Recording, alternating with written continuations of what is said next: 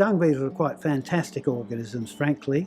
They improve the environment by allowing water to go into the soil, into the tunnels. They improve water quality by getting rid of the dung, which provides pollutants, which goes into the waterways. And they also provide biological control for a whole lot of dung-breeding flies. Landcare, along with our partners at LLS and Council, have got Bernard Doube up here to talk about dung beetles. Got several landholders here at Bulahdelah listening to what he's got to say. He's a great presenter, very engaging, but very knowledgeable and very experienced. And the topic of dung beetles is a really good one to get people thinking about how they're managing their grazing and care with chemicals and all the rest of it. Basically, as far as agriculture is concerned, there are two sorts of dung beetles. There's the ball rollers and the tunnelers.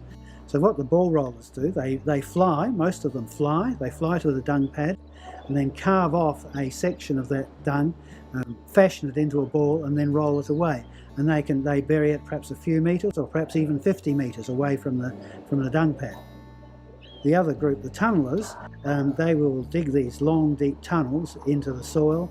That, of course, improves the fertility of the soil down deep, and the tunnels also act as a way of getting moisture, rainfall into the soil instead of having it run off.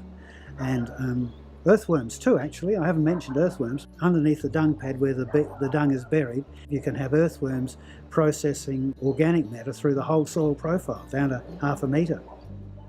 The adult beetles feed on the dung juices, and so you can get 1,000 or more dung beetles in a pad, and so they quickly dry out the dung pad.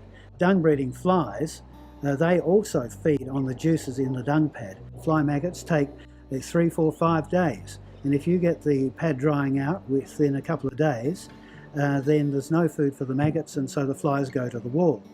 Drying out the pads are also really important from the point of view of control of intestinal worms. It becomes a highly hostile environment for the infective stages of the worm, and so the worms are effectively controlled by dung beetle activity. One of the big problems facing dung beetles on properties is the fact that a whole lot of the chemicals which are currently used for control of intestinal worms in livestock make the dung toxic. So if you use ivermectin or doramectin, any of all but one of the mectins, if you use them and you treat your cattle today, then the dung it produces tomorrow will kill the beetles, and the dung it produces in 3 weeks' time will still kill the beetles. There's one called moxidectin, which is dung beetle friendly, and it does control lice as well as control your gutworms.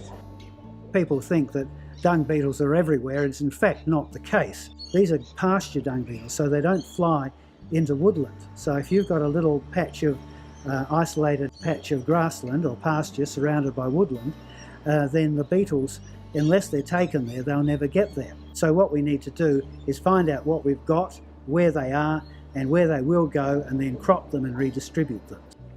Hunter Local Land Services is very pleased to be able to work with the Landcare networks in delivering these sorts of workshops. Funding comes from the Australian Government under this program, and we see the dung beetle awareness program is one tool in the kit for landholders. We all need to know more about what is happening on our farms, and Bernard today has enlightened me on a lot of things that I never realised, that I have dung beetles, a lot of dung beetles or different dung beetles on my property, and I'm very happy about that. They have a multitude of benefits, and they improve life for people, and they improve pasture production, and they improve the sustainability of agricultural systems.